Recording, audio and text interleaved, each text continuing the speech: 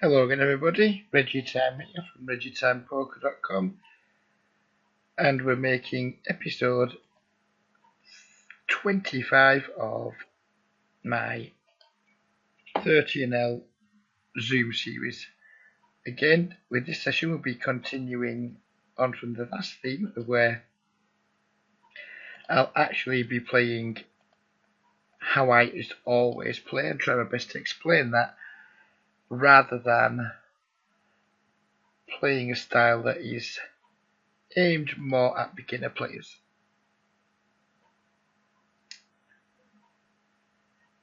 Kind of have to see about this board. I think his range for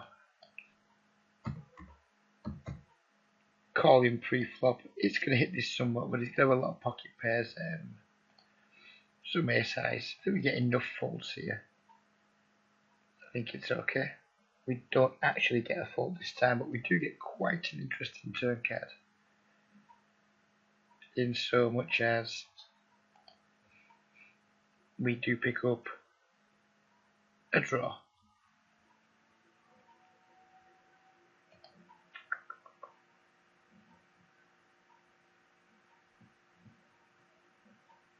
How much Queen X does he have in his range here? I know it isn't particularly useful. I think at this point we are just going to check and give up.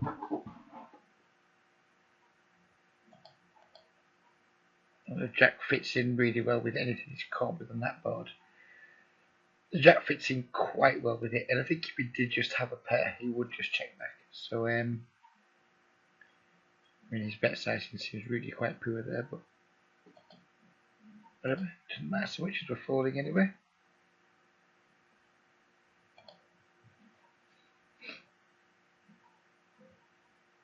I think when we hit the king high boards in a 3-bet pot, I think if we don't make the c-bet, I think we usually make a mistake. I'd rather it was a little drier than it was. 10 and the 9 weren't ideal. I think we're going to get enough folds there to make it okay. Maybe I'm wrong, I'm not sure. Feels okay-ish to me though, in terms of just does this c-bet in a vacuum make us a profit? I think it probably will. I imagine most regulars these days I'd set mine in pre-flop to 3 bets. I imagine he's not going to fold any pocket pairs there. He's going to have some like weak suited ace X that I'd be happy to have him fold. I think he folds plenty. He just happened not to fold this time.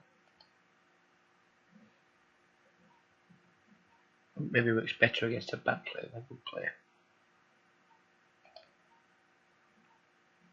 Pocket Jacks versus UTG. Again, I think this is just a raise.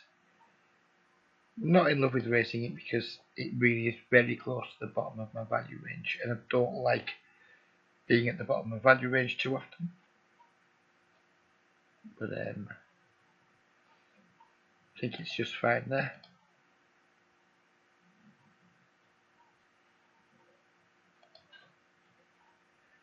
I'm going to try and explain every time I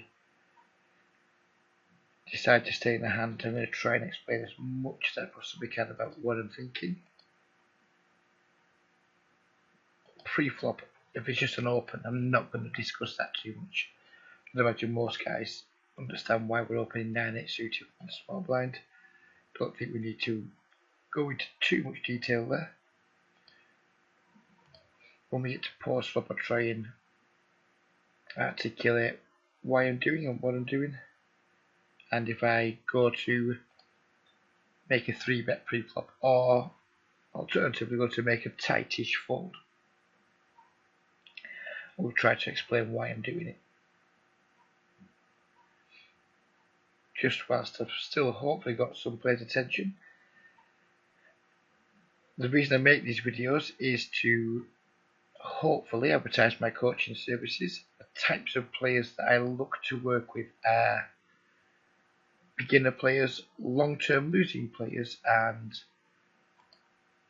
players I describe as serious recreational players, which are players who play recreationally. Poker's not their source of income, they have a job, but they play poker a significant amount of time a week, like 10 hours or more per week. So it's like poker is more than just something you do once or twice a week when you're bored. It's kind of, you do it most nights. Financially, it's inconsequential to you. They're the types of players I'm aiming these videos at. If you're one of those guys and you think, you know what, maybe I wouldn't mind just talking to an experienced winning player, see if he can help me with my game, please do get in touch. Either via PM at Reddit, or you'll find many different ways to contact me in the description below the video.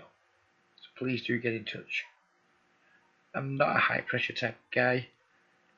If you get in touch and then you say it's not for you, I won't be constantly spamming you. We'll just leave it where it is, we'll park it where it is, and I'll just be happy to know that my work's getting out there and it's actually raising awareness. I'm happy enough with that. We're not going to see bet here versus two players on this board. It's pretty wet, and lots of things we're not getting faults on that I'd like to get faults on. Pocket eights.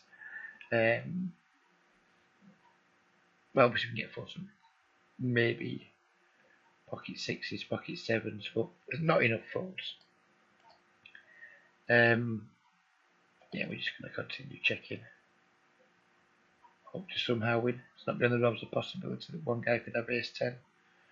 Another guy could have like king 10 or something like that. King queen, who knows what. He bombs this river. Looks very much to me like he's been just having some kind of slow play. Good for him.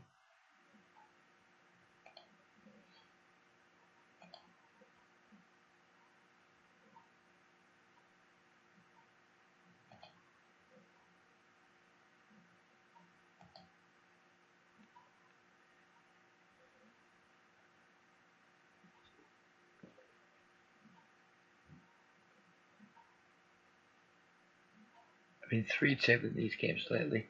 Dropping down to 2, you don't half notice a difference in the pace of the game. Third table makes a huge difference to how occupied you feel. Hopefully we'll get the other side of that, but then we get to some post-up situations and we'll have much more time to consider them. Not going to 3-bet the 10x suited here, which sometimes I'm tempted to do. I'm tempted to 3-bet playable hands versus players who look like they're not regulars, but we have two players I'm unfamiliar with in the blinds too, or one player that I know is a weak player. So I'm more than happy to let them stay in the pot. We're going to c-bet here with our good shot on what is a pretty dryish pot. It's a good board to c-bet on. And we're going to bet versus this c-bet here too. Flop an open ender, backdoor flush draw. Plenty of ways we can still win if we get called. We get raised, unfortunately.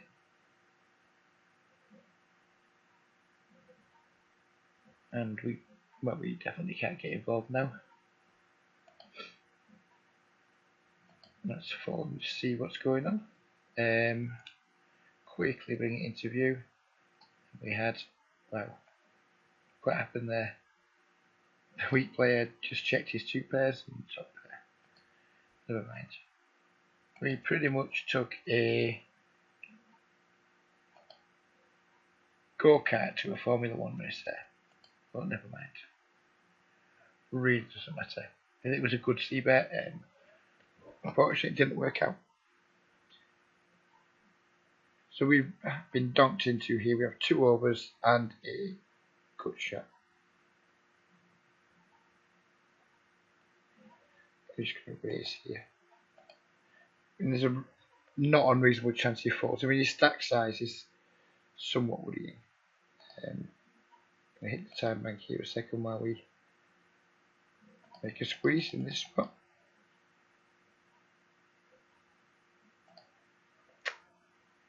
Yeah, we're going to go ahead and raise. So we may as well just put him in. If we're raising, may as well put him in. If he calls against top pair, we've got how many outs against top pair? Ooh, 10, I think, is it?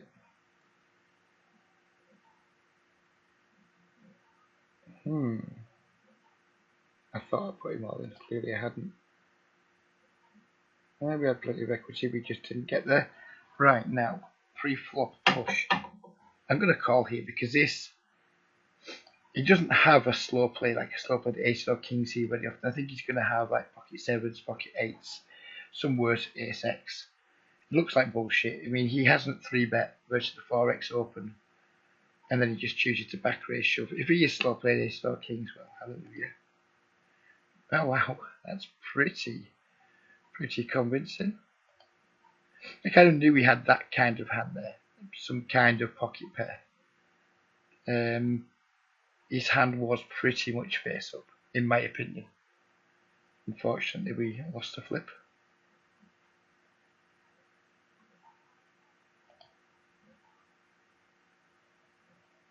That's poker, I believe is the saying there.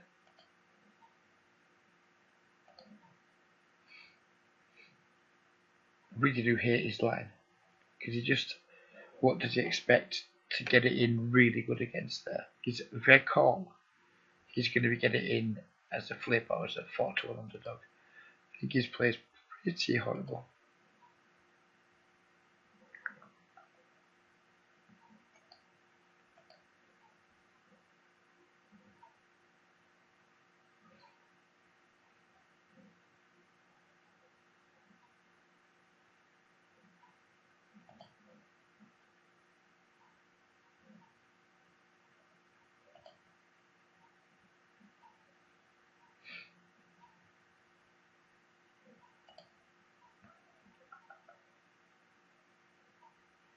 It really just seems slow. Very, very slow. You go get tag small sample. We just call here. Dominated. Gutted. Do we hit the king? No, we don't hit the king. We don't hit the king, never mind. Sure, we'll live to fight another day.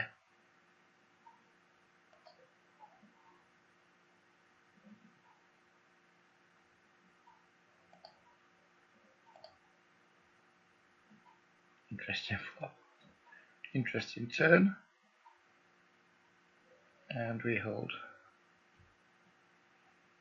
I don't think he deserves that, does he? He deserves to have so much equity on the turn there.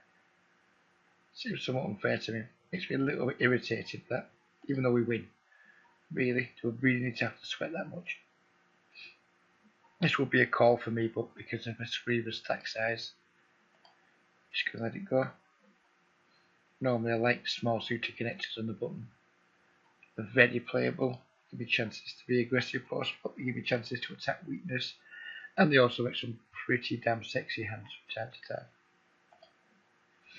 9-7 suited. I let it go versus middle position. And it's not closing the action, so it's not being on the button. It may be caught on the button. So guaranteed position post flop, but cut off. I think I can let it go. Queen Jack of suit.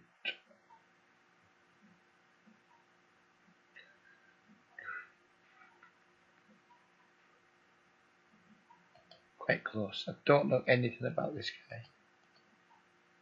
Where's he from? Czech Republic. They're usually quite nitty, aren't they?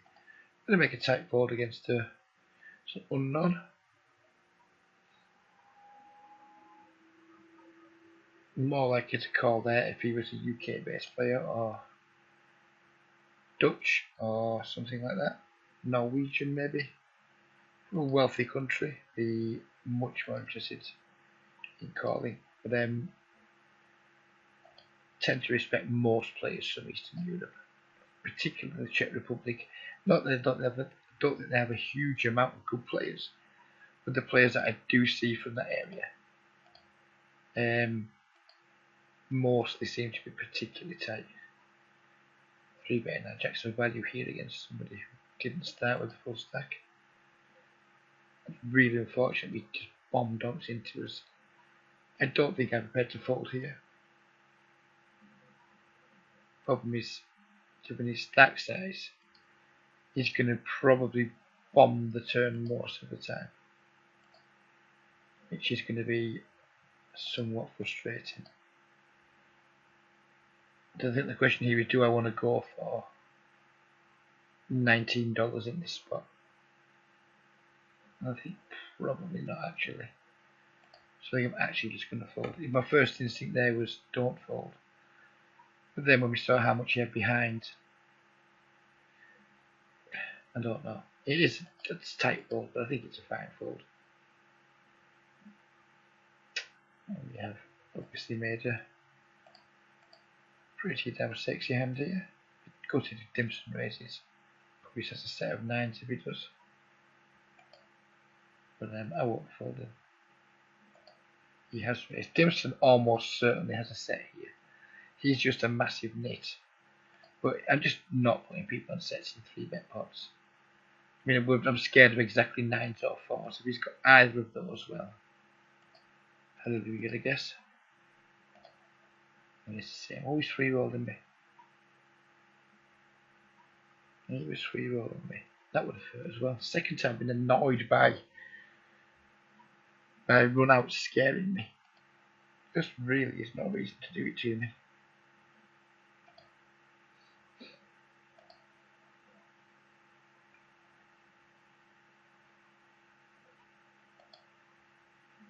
The more I think about it, the more I really don't like that against Timson.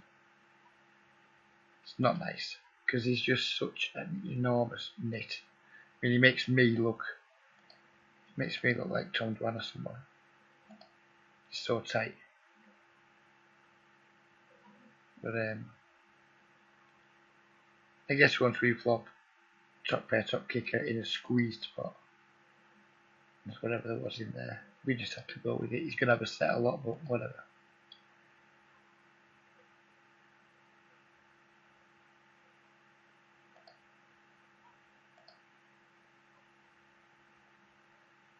Turn a pair. So now much we can stop bluffing at least. Min squeezes king out of position, check calls a6, block turn. We are going to check back now, we've turned a pair. Probably going to bet if he checks the river. I hope if he does, well, we're just going to hope he doesn't bet. So now the question is, do we bet? What do we get called by if we do bet? What called the flop that can also call the river? Let me try and think of some hands. Called the flop in front of pocket 9s. Does it call the river? No.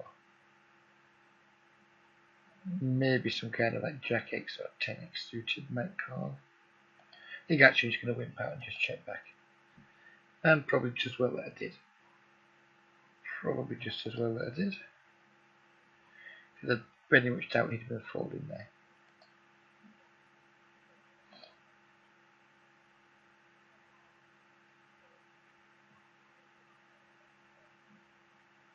Not a good flop for that 10s.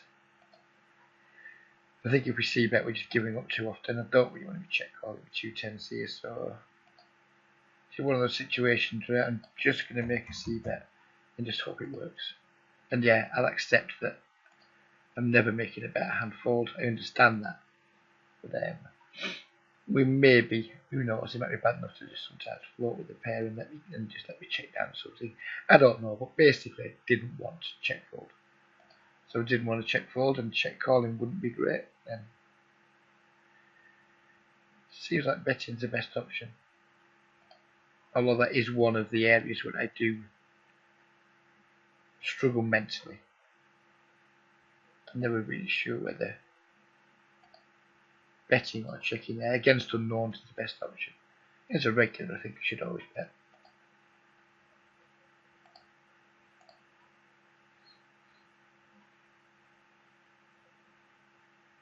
Checks back, King Queen X, got some value.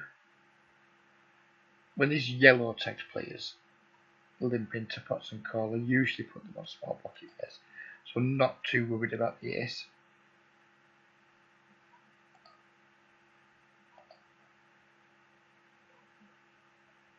We're just giving up here with the Jack Queen. Hopefully we just get to check and show down a winner.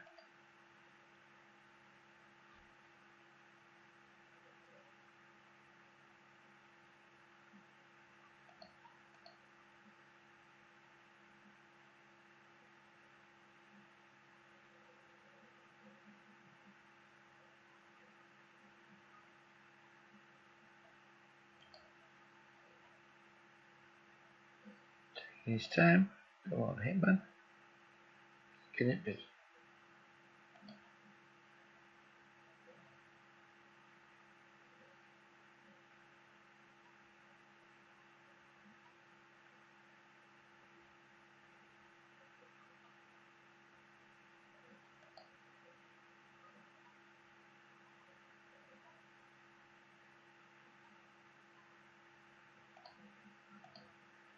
Three bet the 7C with a view to 5 bet shoving, I think. Wow, he just peeled the turn with his ace high.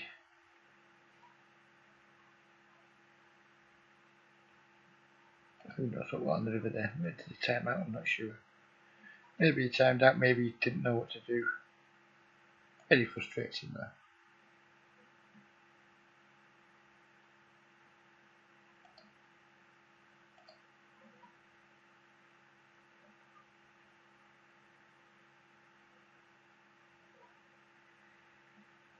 Six nine suited the cut off.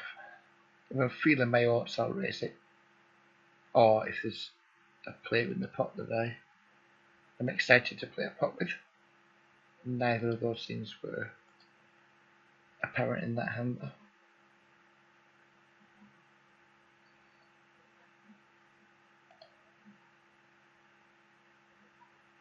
Ace 4 suited, 2 regulars in the blinds.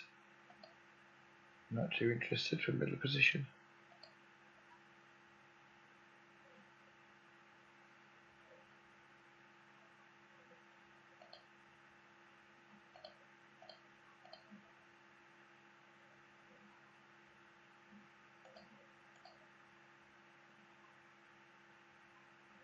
This guy's constantly on. Looks like a new regular. I haven't seen him before the last 3 or 4 nights, and now I see him all the time. Q1 codes a link called the button, and that flop's come down, which I don't like very much. I'm going to check, I think. Too many draws out there for my liking that we don't get folded from. They're getting floated too often and just check folding an even bigger pot on the turn, so for that reason we'll just not bother making the first raise, making the C bet. Then against players there that limp in, they're going to float too often there and end up playing badly against me but still managing to make that difficult for me unwittingly. So yep, whereas this is a much easier C bet because it's a very dry board and we can very easily represent that we've hit a piece of it. Unfortunately, our opponent decides to snap call. He did not good on that board. If he didn't have us beat before, and that was a 10, so almost certainly helped him. So again, we're just unfortunately going to have to give up. And now I'm just praying he's got ace 4 or 5-4 suited or something. Ace 10. Nope. Probably not going to be our night by the looks of things.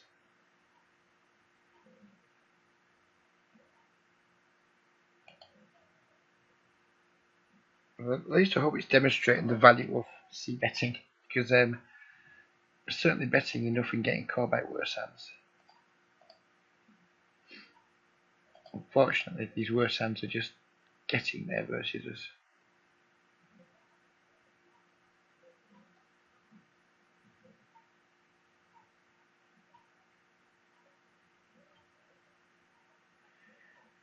Can't remember how much I made it pre-flop now. 67 was it? 90 seems reasonable. Not the greatest of turn cards, but we're still going to value bet.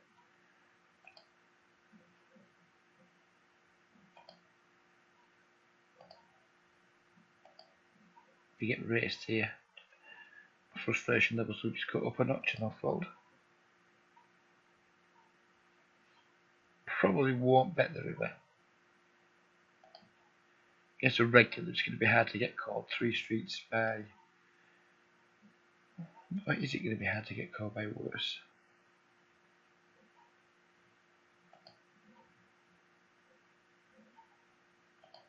Actually, the more I think about it, the more I think it's just a bet fold, of course, but it's a bet, I think. I'm going to make it small enough where you can hopefully call with worse hands. And he just folds. We get squeezed from the big blind. We have 2 9s. When I was streaming, lots of people were saying this was a call. I have a hard time believing that it's a good call here. Very hard time believing. We're not getting much better than 10-1 in blind odds. I'm just not having it. I can't have it. If it makes it smaller, I can maybe have it, but can't have it at that price.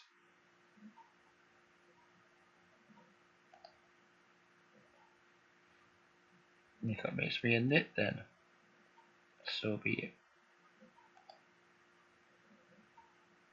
I think again, then that situation would either a coin flip or pretty damn sizable underdog more often than not. I think because it always, what is it, it's like 9 combos of better pairs. Well, it's quite jacks, queens, kings, is this what that would be? Might be being a complete muppet there. That was 18, sorry, 18, I don't know what the hell's happened there. 18 combos of like premium pairs. 16 combos of pairs. Just, yeah, I mean, we're probably flipping against his range. But he's going to have the initiative.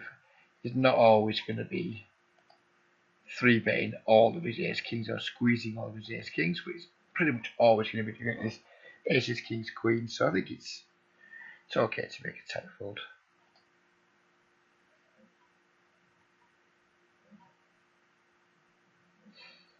Ace jack off is not a hand I typically open under the gun, but because there's 2 players in the pot that I don't recognise, less than 100 blinds, I'm going to go for an open, and that is the absolute textbook dry board. I'm going to call this open with against whatever the hell you pronounce that key, and we're going to see bet here because it's as dry gets. And we're not see betting boards that dry. We're now see betting. And unfortunately, we get squeezed by a regular fold. Don't know anything about Philip whatsoever. When he calls on that board, it's indicative of somebody who may have a pair. So I think what I'm going to do is fire the second barrel to try and make him fold anything that isn't a king, and if he calls, I'm done with it.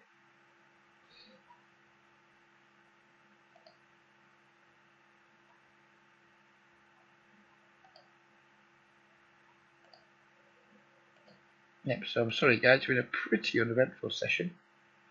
As I say that we get kings under the gun, it might change things. But I mean, that's just the way poker goes sometimes. We just have uneventful sessions. Kind of, at least it demonstrates that I don't make multiple videos and just only ever show the ones where I'm going to do well. Another pretty dry board here, so we're going to what happened here? Did we call a race? Completely lost track of what happened here. Looks like we were in the blind and we've called a small raise.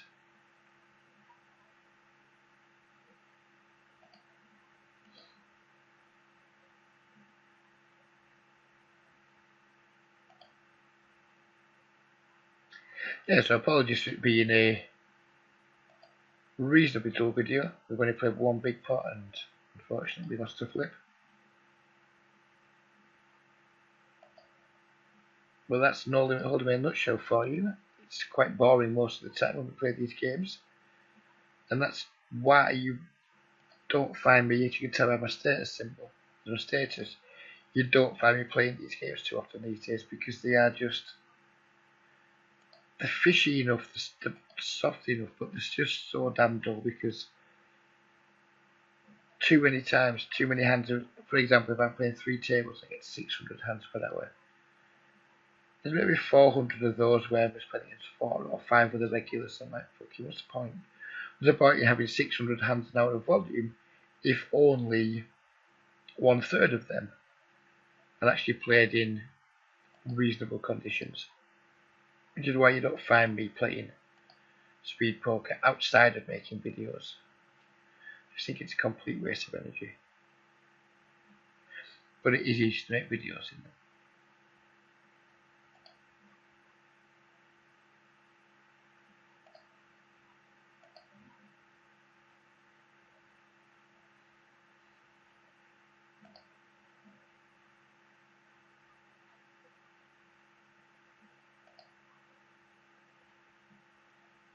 So anyway, we're just going to play around to our blinds. And then we're going to call it a day.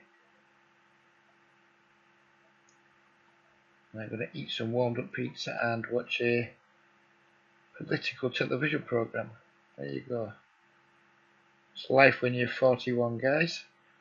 Play poker till 1:15 in the morning and then you watch political debate show.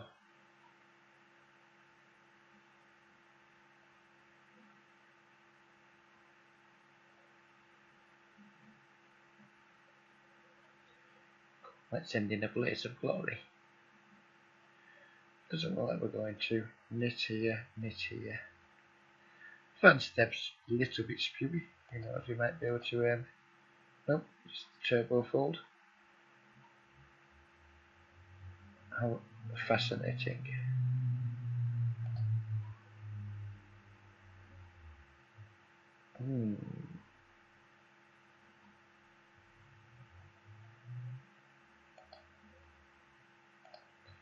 Small raise either value. Ah well, never mind.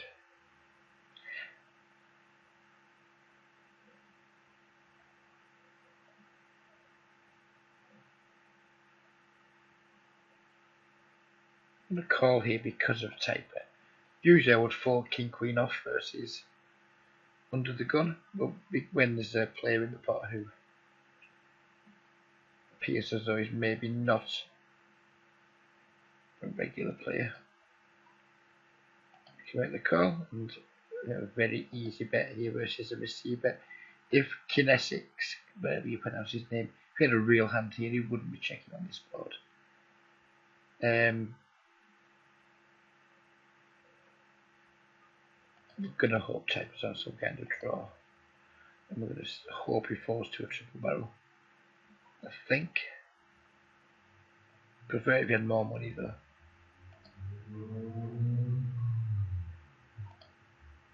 Can't bet too big here because we want a bit of shove the river and have it be not trivially easy call for them.